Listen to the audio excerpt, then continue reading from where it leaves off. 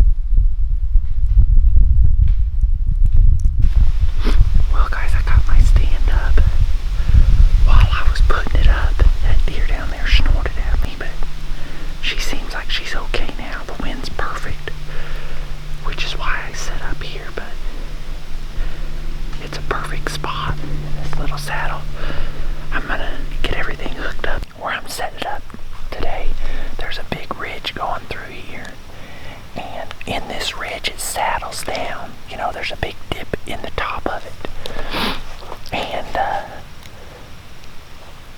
on both sides of this dip where it goes down, there's kind of an area where a bunch of different ridges kind of all die down together, so this is a perfect crossing point. There's a bunch of rubs and scrapes down here, and then when Sean and I were in here a few days ago, we seen a bunch of deer up here. So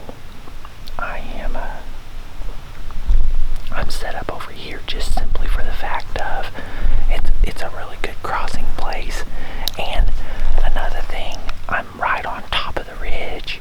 I got the wind hit me this way and kind of blowing back down this hill, but it's going behind me that way, and the main trails are coming up here in front of me and going up over. So I got on the side where the wind's perfect. And another thing, I'm on top of the ridge, and the reason for that is I can see down. I'm high enough I can see down both sides. It's not a real wide ridge, it's real narrow, so I can see down both sides. And the point is if a deer, if I see a buck crossing down one of these edges or on the side of the hill, I can grunt at him, and he's gonna think that buck is up and over and on the other side, so he has to come all the way to the top to look, which should put him within bow range. So I like hunting the top of these ridges like that where you can see things like that. So it's a good spot, and I feel confident, and I'm gonna leave this set up here and leave it here, and then in the morning I'm gonna slip in here in the morning as well and see if we can get a shot also in the morning. So it should be fun. Stick with us and we'll see.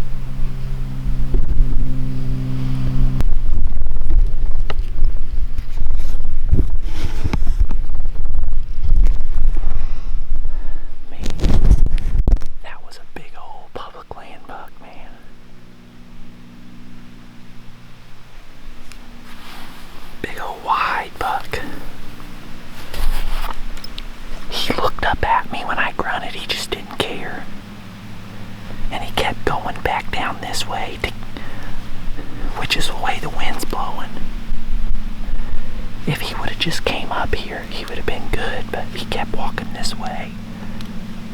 He slipped down the hill, but I don't know if he smelled me a little bit, which I think he did. That's a nice buck.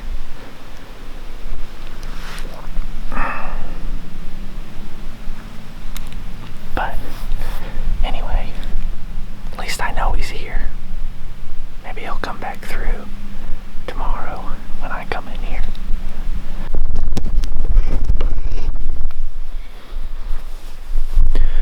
Well guys, I haven't seen any more deer since that buck. It's probably been about an hour and 15, hour and 20 minutes or so since I seen that buck.